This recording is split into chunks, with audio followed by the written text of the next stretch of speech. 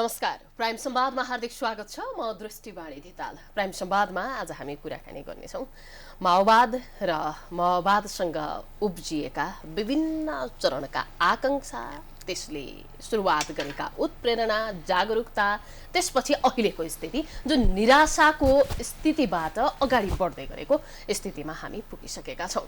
जनआन्दोलन, त्यसपछिका उपलब्धिहरू, जनयुद्ध, त्यसपछिका उपलब्धिहरू, जनताले चाहेका कुरा, त्यसपछि नपाएका कुराहरूका बीचमा कहाँ कहाँ आन्दोलनरत दल शक्तिमा पुगेपछि चुक्ने रहेछ, यसको कारण के हुने रहेछ भन्ने सन्दर्भमा केन्द्रित हुनेछौँ। आज हामीसँग प्रधानमन्त्रीका जनसम्पर्क सल्लाहकार देवेन्द्र पराजुली हुनुहुन्छ। उहाँ विगत लामो समयदेखि पार्टीमा रहेर अभ्यस्त पनि हुनुहुन्छ। स्वागत गर्छु। स्वागत छ यहाँलाई। धन्यवाद। यो माओवादी आन्दोलनका ताकामा धेरै विषयहरूमाथि चाहिँ वर्गीय हिसाबले होस्, लैङ्गिक हिसाबले होस्, या पछिल्लो समयसम्म आउँदै गरेको राजनीतिक डेभलपमेन्टलाई हेरेर चाहिँ अब हामी केही हदसम्म समाजवादतर्फ उन्मुख हुनुपर्छ भनेर राजनीति गरियो, भुइँ मान्छेका विषयहरूलाई उठाइयो।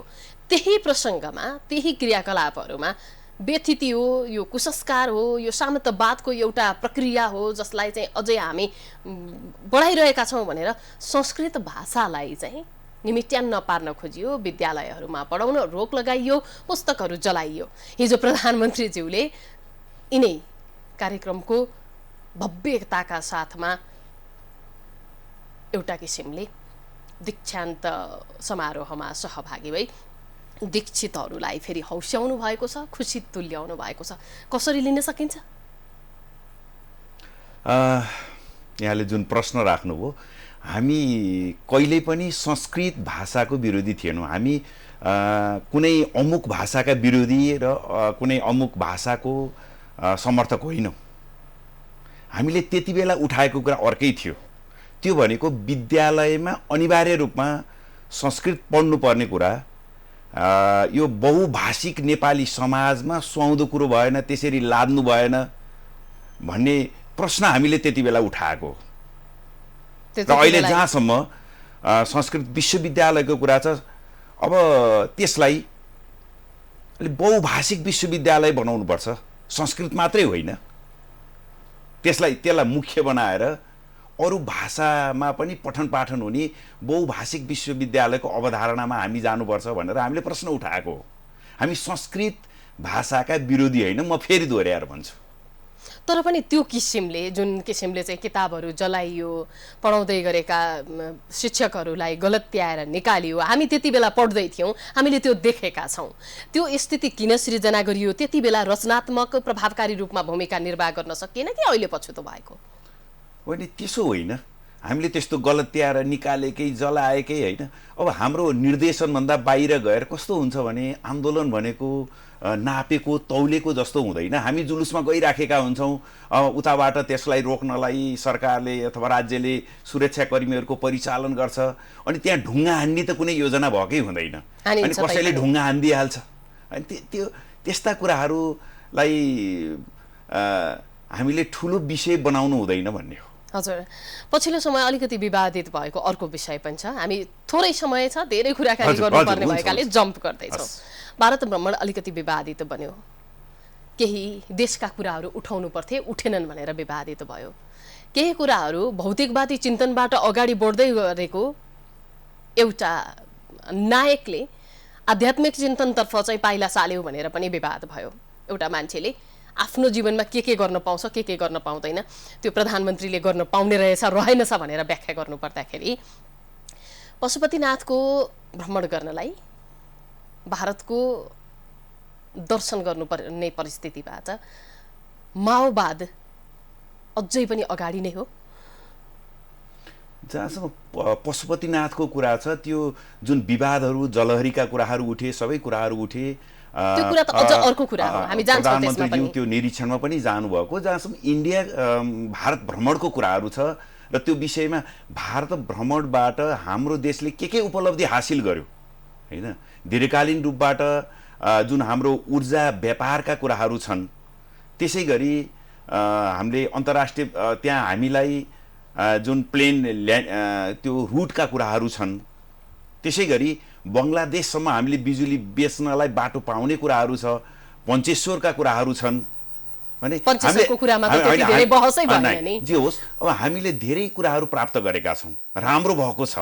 तर प्रश्न कहाँ लगियो भनेदेखि प्रधानमन्त्रीज्यू लगायत मन्त्रीज्यूहरूले जुन मन्दिरमा भ्रमण गर्नुभयो त्यो विषयलाई उठाइयो। वास्तवमा उहाँ हाम्रो अध्यक्ष हुनुहुन्छ, आदरणीय अध्यक्ष हुनुहुन्छ, म उहाँको केन्द्रीय समितिको एउटा सदस्य हुँ, म पनि उहाँ जस्तै भौतिकवादी हो। तर म कुनै पनि धर्म मान्नेहरूलाई सम्मान गर्छु, उहाँहरूको आस्थामाथि म अतिक्रमण गर्दिनँ र हामी अलिकति एउटा सार्वजनिक व्यक्तित्व पनि हौँ र कसैले ईदको उपलक्ष्यमा बोलायो भने हामी ती मुसलमान जनसमुदायको बिचमा हामी जान्छौँ, हामी बुद्ध धर्मावलम्बीको बिचमा जान्छौँ, हिन्दूहरूकोमा जान्छौँ, सबैकोमा जान्छौँ। त्यही हो, प्रक्रियामा केही भएको छैन। र त्यो भित्रैदेखि मलाई यो दिनुहोस् प्रभु भनेर सायद उहाँले याचना गरे जस्तो मलाई लाग्दैन। उहाँले त्यसो गर्नुभएको होइन। के हो भने त्यो धर्म, त्यो समुदाय प्रति एउटा सम्मान व्यक्त गरेको मात्रै हो। त्यो एउटा प्रधानमन्त्रीको रूपमा उहाँले सम्मान व्यक्त गरेको। यसलाई त्यत्रो ठुलो विषय बनाउनु पर्ने थिएन। भयो के भने भारत भ्रमण पछाडि जुन एउटा राम्रो सकारात्मक सन्देश देशमा सर्कुलेट हुन खोज्यो, त्यसलाई रोक्ने चाहिँ एउटा षड्यन्त्रको रूपमा यो कुरालाई बाहिर होइन। यो आचरण, लवाई खवाई, जीवनशैली, यो सबैले भौतिकवाद र यो एकदमै हामीले पहिला चाहिँ हुनै हुँदैन, माओवाद यतातर्फ जाँदैछ, माओवादीहरू यस्तो हुनुपर्छ भन्ने अहिले नदेख्ने स्थिति के यो के भएको हो भन्ने चाहिँ मेरो जिज्ञासा थियो कि त्यस्तो भौतिकवादी चिन्तनबाट अगाडि बढिरहेको मान्छे होइन। हामी त्यसैमा छौँ, तर हाम्रो देश जुन बहुधार्मिक बहुसांस्कृतिक जस्तो जीवनशैली चाहिँ भौतिकवादी चिन्तनहरुको हुने रहेछ। त्यस्तो देख्दिन।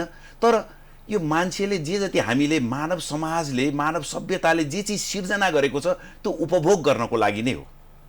मान्छेले हिजो खानेकुरा र सामान्य लाउने कुराहरू प्राथमिकतामा थियो होला। आज हेर्नुहोस् त, बन्जी जम्पका कुराहरू छन्, जिप फ्लायरका कुराहरू छन् हैन। अब इभन तपाईको एलन मस्कले स्पेस एक्स को कुराहरू गरे हैन, अन्तरिक्ष यात्राका कुरा आइसके। अब यसलाई कसरी लिने हामीले? त्यसैले मानव समाजको विकास सँगसँगै जुन नयाँ नयाँ आविष्कारहरू भए, नयाँ नयाँ परिस्थिति सिर्जना, त्यसलाई उपभोग गर्न खोजेको र अहिलेको होइन। त्यो माओवादले कतै त्यो फरक किसिमले हुर्किँदैछ भन्दा फरक पर्दैन। तपाई हिजो एउटा घरमा हुनुहुन्थ्यो, एउटा परिवारको सदस्य हुनुहुन्थ्यो हैन। तपाई त्यो परिवारमा के उब्जन्थ्यो, के हुन्थ्यो, त्यो अवस्था के थियो, त्यही खानुहुन्थ्यो, हिँड्नुहुन्थ्यो। तपाई आन्दोलनमा लाग्नुभयो, कुनै दिन भोको बस्नु भयो होला, कुनै दिन अब गुन्द्रुकको झोलसित खानु पर्यो होला, अथवा के भयो होला हैन। तर तपाई जब एउटा सहज परिस्थितिमा आउनुभयो, तिमीले गुन्द्रुक खान्थ्यौ अस्ति नै, गुन्द्रुकको झोलसितै खाऊ, यो सुहाउने कुरा त होइन हैन। अब यो केलाई भन्न खोज्नु भएको मलाई अहिले जे चर्चाहरू हुने गर्छ हैन, मलाई अचम्म पनि लाग्छ। त्यो राजनीतिक पूर्वाग्रहवश यी सानातिना खाएका लाएका विषयहरू उठाइनु हुन्न। अब अर्को कुरा गरौँ, सिद्धान्तका कुरा गरौँ। तपाईहरुले यो कुरालाई छोड्दिनुस् भन्नुभयो, केही फरक परेन। सिद्धान्त नै नमिल्ने, विचार नै नमिल्ने पार्टीहरुसँग सरकारमा जानकै लागि सँगै जोडेर हामी एक हौं भन्ने शैलीमा हिँड्नु चाहिँ माओवादको सिद्धान्तमा पर्छ होइन। हामीले के भनेका छौं भने पहिला के हाम्रो दस्तावेजहरू पनि यहाँले अध्ययन गर्नु पर्यो। त्यो हामीले प्रष्ट रूपबाट के भनेका छौं भन्दा नेपालमा जुन क्रान्ति सम्पन्न भयो र तपाईं 62-63 मा आयो, अथवा संविधान सभाको निर्वाचन पछाडि जुन संविधान हामीले बनायौं, त्यहाँसम्म आउँदाखेरिमा यसका आफ्ना सीमाहरू, यसले सम्पूर्ण रूपमा पुरानो व्यवस्थालाई पनि यसले ढाल्न सकेन। तर फेरि सम्पूर्ण रूपमा पुरानैमा यो समाहित हुन पनि सकेन। त्यसैले यो क्रान्तिकारी कम्युनिस्टहरूको नेतृत्वमा पुँजीपति वर्गहरूलाई पनि सँगसँगै लिएर र उसलाई सत्तामा पनि भाग छुट्याइदिएर यो नेपाली क्रान्ति त्यसरी अगाडि बढ्यो। यो विशेषतालाई हामीले भुल्नु हुँदैन। र अहिले जहाँसम्म नेपाली कङ्ग्रेससितको हाम्रा सहकार्य गठबन्धन यावत कुराहरू छ, वास्तवमा जुन नेपाली जनताले यत्रो ठुलो सङ्घर्ष त्याग तपस्याबाट संविधान सभा मार्फत संविधान बनाए र देश एउटा बाटोमा अगाडि बढ्दै थियो, त्यसका विरुद्धमा यो व्यवस्थालाई आघात पार्ने ढङ्गले तत्कालीन प्रधानमन्त्री केपी शर्मा ओली आउनुभयो र उहाँको प्रतिगामी कदमका विरुद्धमा नेपाली काङ्ग्रेसलाई साथ लिएर हामी हिँडेकै हो, सँगसँगै यात्रा गरेको हो। अझै पनि हेर्नुहोस् उहाँहरूका जुन गतिविधिहरू देखा परिराखेको छ, यो पटक पटक केपी शर्मा ओलीले गरेको यहाँहरूले भन्नुहुन्छ उहाँले गर्नुभएको व्यवस्था विरुद्धको एउटा किसिमको नराम्रो स्थिति, संसद विघटनका कुराहरू लगायतका कुराहरू गर्दै गर्दाखेरि पटक पटक फेरि केपी शर्मा ओलीलाई विश्वास गर्नुपर्ने, त्यहाँ पुग्नुपर्ने स्थिति चाहिँ फेरि पनि प्रचण्डज्यूलाई किन रहेको थियो त? यो एकपटक मात्रै भएको कुरा त होइन नि, चेत्नु पर्थ्यो नि। होइन, यो विषय के हो भने राजनीतिमा केही सहमतिहरू हुन्छन्, समझदारीहरू हुन्छन्। जब एउटाले उल्लङ्घन गर्छ, पहल कदमी लिनको लागि अरू विकल्पहरूमा हिँडिन्छ। यसको मतलब हामीले के बुझ्नुहुन्न भने हामी छुवाछुतको राजनीति ठिक हो भनेर हामीले बुझ्नुहुन्न। हामी छुवाछुतको राजनीतिमा विश्वास गर्दैनौँ। हामी आवश्यकता अनुरूप हामी एकल ढङ्गले पनि जान्छौँ, संयुक्त रूपमा पनि जान्छौँ र विषयवस्तुहरू को बुझाइमा एकरूपता कायम भयो र परिस्थितिले माग गर्यो भने फेरि हामी मिलेर सहकार्य गरेर जान सक्छौँ। एक समय सबै पार्टीहरू निकै बलियो दल भएको माओवादी यसरी क्षयीकरणको अवस्थामा पुगेको छ। कसै न कसैको हात समाउनु पर्ने, कसै न कसैको बैशाखी टेक्नुपर्ने स्थितिबाट अगाडि बढेको छ। तपाईँ अहिले प्रधानमन्त्रीज्यूकै जनसम्पर्क सल्लाहकार पनि हुनुहुन्छ। यो स्थितिमा चाहिँ किन पुग्नु भयो तपाईँहरू?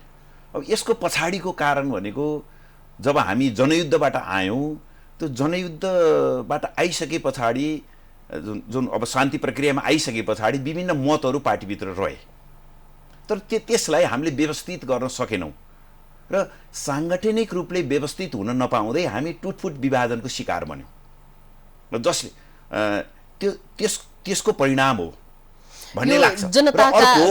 अर्को कुरा के हो भने हामी सरकारमा गयौँ होइन, हाम्रा अनुभवको कमी थियो, हामीमा केही गर्ने उत्साह थियो, उमङ्ग थियो, एउटा क्रान्तिकारिता थियो, तर सत्ता सञ्चालनका चाहिँ आफ्नै तौर तरिकाहरू हुन्छ। गृह कार्य चाहिँ पुगेन, अनि हाम्रो अलिअलि गृह कार्य पनि पुगेन, अलिअलि तरिका पनि हामीले जानेनौँ होइन, र त्यसकारण हामीले कतिपय कुराहरूलाई जे गर्नुपर्ने थियो जति बेला त्यो गर्न सकेनौँ। त्यसको परिणाम हो। र तर हामीले अहिले यसलाई अझै यो टुटफुट विभाजन बाट जुन क्षति भयो र हामी अलिकति कमजोर स्थितिमा आयौँ होइन, हामी राजनैतिक रूपले सही ठाउँमा हुँदाहुँदै गणितीय हिसाबबाट हामी कमजोर अवस्थामा आयौँ। त्यसलाई फेरि जनताको बीचमा गएर हाम्रा कुराहरू राखेर सबैलाई महसुस हुन्छ, यो सबै कुरा बुझ्नु पनि भएको छ हरेकले। हाम्रो अस्तित्व यसरी चकनाचुर हुँदै जानुको पछाडि हामी नै एक रूपमा रहन नसक्नु, हामी दृढ रूपमा रहन नसक्नु, हामी सङ्कल्पबाट बाँचिनु भन्ने सबैलाई थाहा छ। फेरि पनि एक ठाउँमा जान नसक्नु, यो सामाजिक रूपमा चाहिँ समाजवादी मोर्चा गठनको विषय सधैँ विवादित भइरहनु, को आउने को नआउने, कसलाई राख्ने कसलाई नराख्ने भन्नेमा विवादित भइरहनुको पछाडि निर्णयकर्ताको भूमिका फेरि पनि फित्तलो हो। होइन, त्यो त आवश्यक गृह कार्य नपुगेको। हामी कहिले पुर्याउने त? तपाईहरुको सकियो अहिलेसम्मको स्थिति यतिकै लागि थियो त? माओवादी आन्दोलन 4 महिना 5 महिनाको मात्र हिसाब गर्न थाल्नु भयो नि, तपाईको हिसाब मिल्दैन। 64 सालको माओवादी अथवा 16 वर्ष पछाडि जुन हाम्रो अहिलेको संसदीय अङ्कगणितै भन्नुहोस्, त्यो हिसाबबाट कमजोर भयो, अब सिद्धियो, यो खुम्चियो, अब केही छैन भन्न थाल्नुभयो, त्यो पनि मिल्दैन। किनभने राजनीतिमा यो तलमाथि सानो ठुलो र उतार चढावहरू भइराख्छ। यो राजनीति सरल रेखामा जाँदैन, हामी त प्रष्ट छौँ। त्यसैले त्यसलाई त्यही रूपबाट चाहिँ बुझ्नुपर्छ। अब यो मोर्चा गठनको विषयमा, नेकपा ब्युत्याउने विषयमा चाहिँ तपाईहरु के गृह कार्य गरिरहनु भएको छ त? हामी नेकपा ब्युत्याउन चाहन्छौँ। यसको अर्थ के हो भने त्यही नेकपाको हामीले कुरा गर्दै छैनौँ। हामीले त्यो नेकपाको कुरा गर्दैछौँ जुन कम्युनिस्टहरूको एउटा क्रान्तिकारी केन्द्र बन्न सकोस्, वामपन्थीहरूको केन्द्र बन्न सकोस् र त्यो एउटा लोकतान्त्रिक विधिद्वारा अगाडि बढ्न सक्ने र समाजवादी यात्रा, अब हामी जाने भनेको समाजवादमा हो। र अहिले काम गर्ने भनेको समाजवादको आधार तयार पार्ने काम हो हैन। त्यसो भएर त्यो काम गर्न सक्ने त्यस्तो नेकपा बनाइन जरुरी छ। ओलीको प्रतिक्रिया लिनु भएको छ? हजुर, ओलीको प्रतिक्रिया लिनु भएको? ओलीका प्रश्न रहेन हैन, उहाँ चाहनुहुन्न यो सबैभन्दा बाधक उहाँ नै हो। यो कम्युनिस्टको ध्रुवीकरणको, वामपन्थीहरूको ध्रुवीकरणको उहाँ विरोधी हो।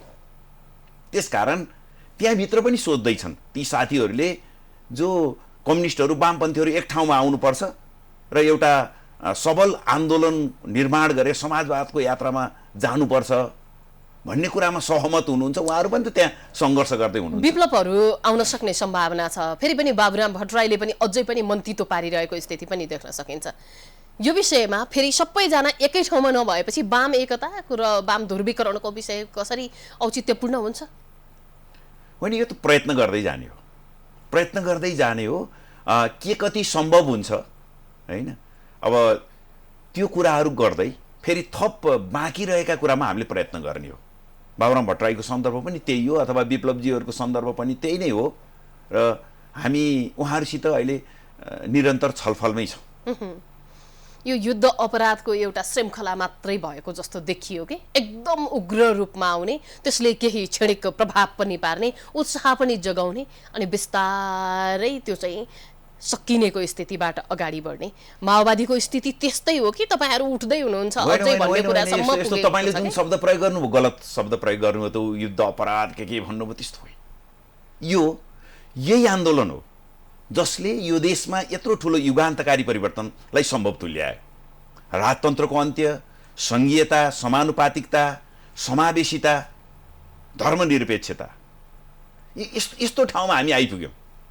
यो कसले गर्दा भयो भन्दा त्यो माओवादी आन्दोलनले गर्दा भयो। यो एउटा पक्ष। त्यसकारण सबै यहाँले भन्नेका सबै कुराहरु हामीले सल्युट गर्नुपर्छ। हैन, हामीले भने जति गर्न सकेनौं होला, भने जति गर्न सकेनौं होला, त्यो चाहिँ हो साँचो। तर यो मैले भनेका राजनीतिक उपलब्धिहरू त माओवादी आन्दोलनको नेतृत्वमा सिर्जित उपलब्धिहरू हुन्।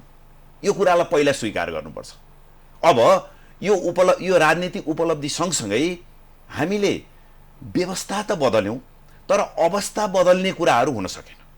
समस्या यहाँनेरि उपलब्धिलाई टेकेर नि जहिले पनि त्यसको जस लिने, उपलब्धिको जगमा टेकेर बाँकी जनजीविकाका कुरा, भुइँ मान्छेका कुरा उकास्न पनि नलाग्ने यो परिस्थिति बन्दै गर्दा जति हुन पर्थ्यो हुन सकेन। गर्दै छौं, हामीले त्यो प्रयत्न गर्दै छौं, त्यो गर्छौं। त्यो हुनका लागि तपाईहरु बलियो हुनुपर्ने हैन, जनाधार बलियो हुनुपर्ने हैन। अब हेर्नुस् त, बलियो र स्थिति कहाँ पुगेको छ? अब राजनीतिक परिवर्तन हाम्रो नेतृत्वमा भयो, हामीले भनेका कुराहरूबाट त्यो कुराहरू भयो, अनि हाम्रो पार्टीको आकार सानो भयो। यसको अर्थ यो जम्मै बेठीको यो अर्थ लाग्दैन। यो आकार सानो ठुलो भइराख्छ। धेरै इतिहासमा धेरै ठुला देखिएकाहरू पनि साना हुन्छन्, साना देखिएका ठुला हुन्छन्, ठुलो सानो यो चलिराख्छ। अहिले त देखिँदै नदेखिएका केही समयमा आएकाहरूले पनि राम्रो स्थान बनाइसकेका छन्। त्यो आउँछन्। यो चुनौतीपूर्ण छैन तपाईहरुका लागि? हैन, हामीले यसलाई चुनौती भन्नुभन्दा पनि एउटा वस्तुगत स्थितिमा उहाँहरू आउनुभयो। उहाँहरू आइसके पछाडि उहाँहरूले के गर्नुहुन्छ भन्ने आधारमा उहाँहरू फेरि भविष्यमा कस्तो बन्नुहुन्छ भन्ने कुरा हैन। उहाँहरूले माओवादी लगायत पुराना दलहरूबाट सिक्नु भएको छ। अब केही नयाँ गर्नुपर्छ, केही फरक गर्नुपर्छ भन्ने अडानका साथ हुनुहुन्छ। त्यो कुरा उपलब्धिमूलक हुन मैले केलाई सिकेको भन्ने मैले त कसरी बुझ्ने हैन।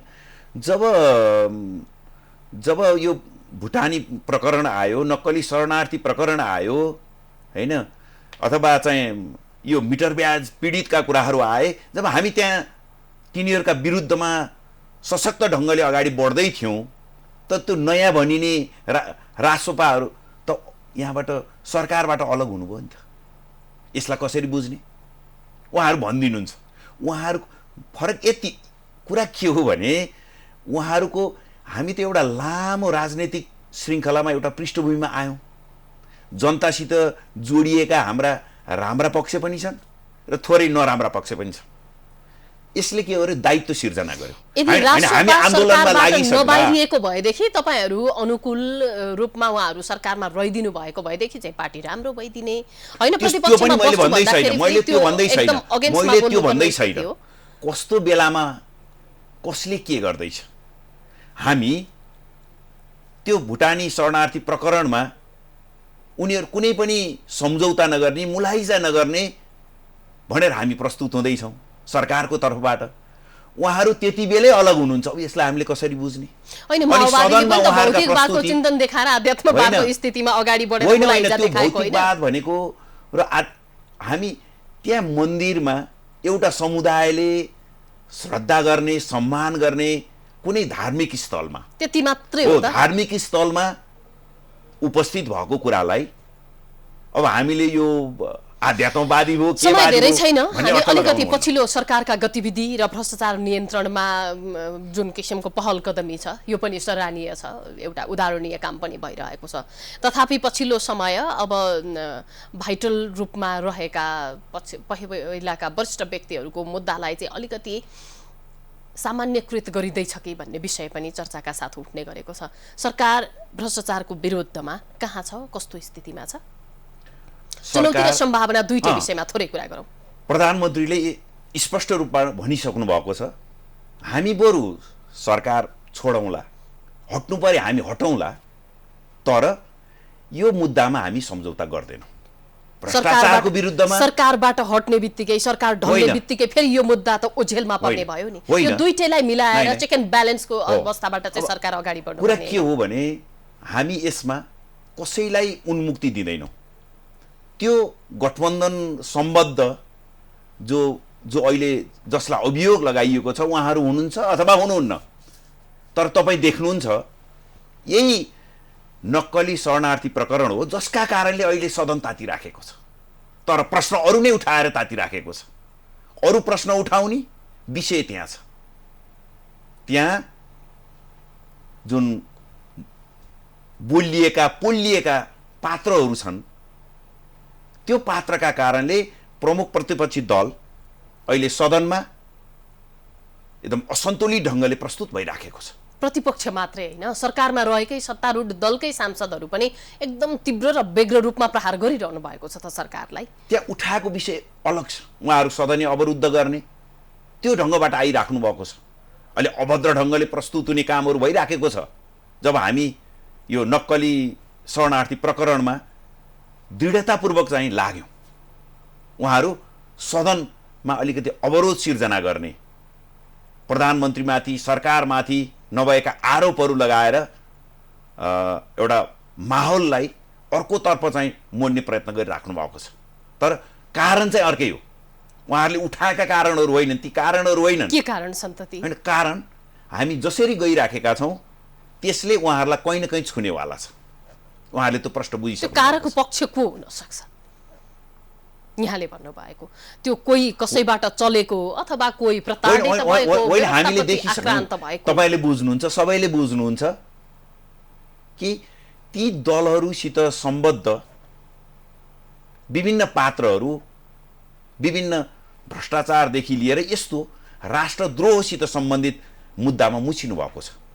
र उहाँहरूले राम्रो सङ्केत के प्राप्त गर्नुभएको छ भने सरकारले यसमा सम्झौता गर्दैन, आफ्नै भनिने कोही परेछ मुछिएछ भने पनि छोड्दैन भन्ने कुरा बुझिसकेर उहाँहरूले सदनमा अर्कै विषयान्तर गर्नको लागि अर्कै कुराहरू उठाएर आफ्ना गतिविधिहरू अगाडि बढाइराख्नु भएको छ। पछिल्लो समय अब यो 17 वर्षसम्म सङ्क्रमणकालीन न्यायको विषय नटुङ्ग्याएको कारणले गर्दाखेरि पनि प्रचण्डमाथि केही प्रश्नहरू तेर्सिएका छन्। यसलाई चाहिँ अब सरकारले अझ भन्नुपर्दाखेरि प्रधानमन्त्रीज्यूले कसरी सम्बोधन गर्नुहुन्छ? होइन, हाम्रो प्राथमिकतामै छ सङ्क्रमणकालीन न्याय सम्बन्धी विषयलाई टुङ्ग्याउने हाम्रो प्राथमिकतामा छ। तपाईहरु फास्ट ट्र्याकबाट जान चाहनुहुन्छ? होइन, छिटोभन्दा छिटो गरौँ भन्ने मात्रै हो। तर उहाँहरू यसलाई टुङ्ग्याउन नदिएर, यसलाई गिजली राखेर, यसलाई कायमै राखेर माओवादीमाथि, माओवादी आन्दोलनमाथि, माओवादी आन्दोलनको नेतृत्वमा प्राप्त भएका उपलब्धिहरूमाथि उहाँहरू प्रहार गर्न चाहनुहुन्छ। चुनौतीपूर्ण छ स्थिति। उहाँहरू त्यो प्रहार गर्न चाहनुहुन्छ, यो सब भत्काउन चाहनुहुन्छ।